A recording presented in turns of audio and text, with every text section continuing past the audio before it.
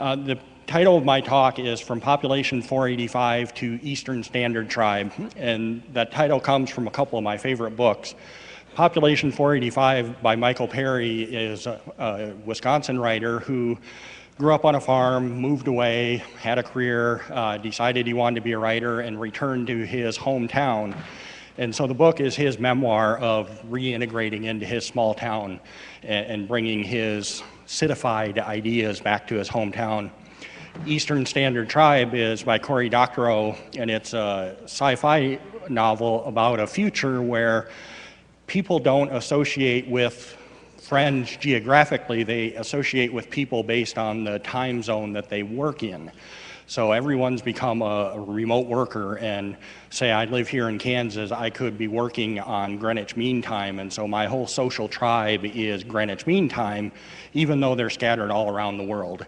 And kind of the idea that I wanted to talk about is how small towns change and deal with this notion that we're no longer an insular small town. We are bringing in ideas from the outside world. And I get that a lot because I'm a tech consultant, and as I travel around, I also do some community development work. People are asking me, how do we deal with this? How can we manage our small town now that we have so many people associating around the world and they're spending time on social media and they're not volunteering in town, and how do we deal with that? And I think that question it's natural. There's a fear as things change, but we also, it's based a little bit on a misconception, and one of those misconceptions is that rural areas and small towns are hesitant to embrace change or embrace new technology. And I don't think that's really true.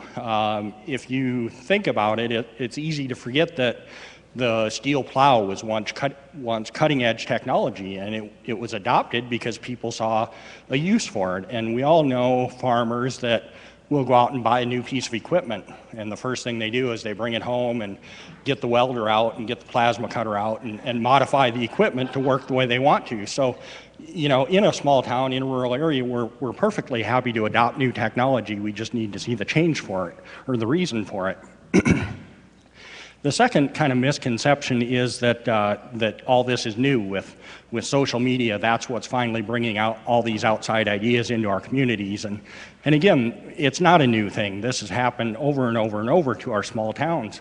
And most recently, it would have been television. And what I kind of classify earlier technologies as non-social media. And so we had television and radio and even newspapers that for years have been bringing all these ideas into our communities that are strange to us. But the problem is that they bring those ideas with no context. And I thought Becky's comment this morning about the newspaper article was fantastic. A picture of a gentleman in a cornfield, and minus any context, he looks like a hick, and you don't understand what his life is. And now we have this advantage with social media where we can reach out to people like that, and we can connect to people like that. And so, for example, we hear that England has socialized healthcare, and during our healthcare debate, that was this big boogeyman, and we don't know what that means. But when you finally connect with someone online that lives within that, what you realize is, it doesn't matter where in the world somebody is, they want a safe home, they want to raise their family, they want to put food on the table, they want to educate their kids.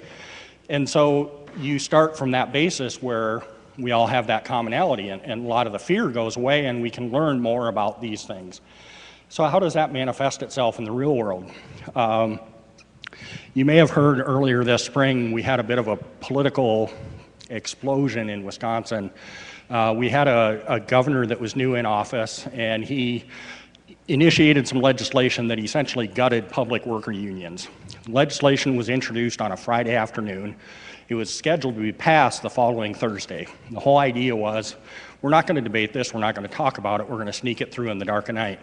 And social media exploded. And it started with a trickle of a few hundred people showing up at our state capitol. Pretty soon it turned into a few thousand people. With that bit of support, we had some state senators that left the state to stall debate on this legislation. Then it turned into 50,000 people. And finally, it turned into 100,000 people marching on our state capitol saying, this is wrong, we need to talk about this, let's slow down. I was there early spring, so it was 30, 40 degrees, kind of rotten out. At the same time, around the world in Egypt, they're also protesting their government. They're facing guns, people are dying there, protesting their government, saying this is wrong. People in Madison connected with people in Egypt via social media. And there was a pizza joint in Madison that started taking orders online from people around the world. Because as you can imagine, when you have 100,000 people show up in a town of 250,000 people, the logistics get kind of ugly. And so this pizza joint started taking online orders. Lo and behold, one day, a stack of pizzas showed up at the protest, delivered by this pizza joint from protesters in Egypt. In the middle of what they were going through, they heard what was going on in Wisconsin, and relatively speaking, a much smaller thing. But it was important to them as well. It was so important that they sent food. And so we had kind of this new fangled way of connecting to each other, and you could even say we shared a meal, which is the most basic human thing that we do. It's the most basic way we connect with someone, is sit down and break bread with them. And so all of a sudden, you can get more of an understanding of what the other person is going through. You know that they're facing gunfire, but you also know that at heart, they're just trying to get through each day, and they're just trying to do what they need to do to build a good life.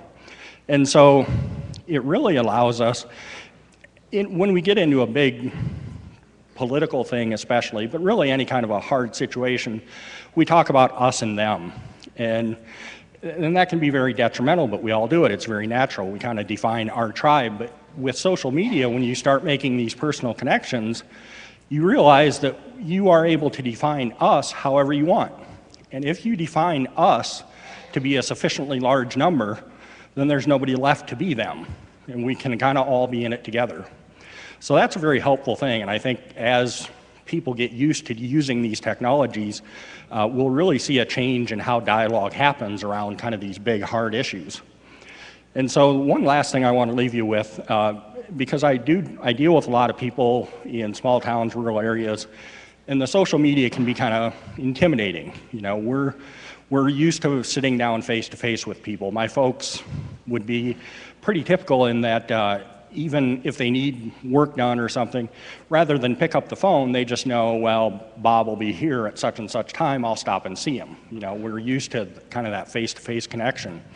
And so trying to get people to understand that social media is basically that. It's just a different form we're typing. And so the way I've kind of gotten to describe it for people to try and get them over that hump is I talk about when you live in a small town, you're driving down the street or driving down a country road and you see somebody, how do you greet them? Well, you don't wave like that.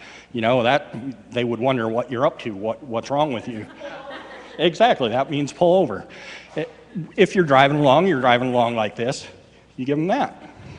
And if you're really wound up that day, you maybe give them the two fingers as you're driving.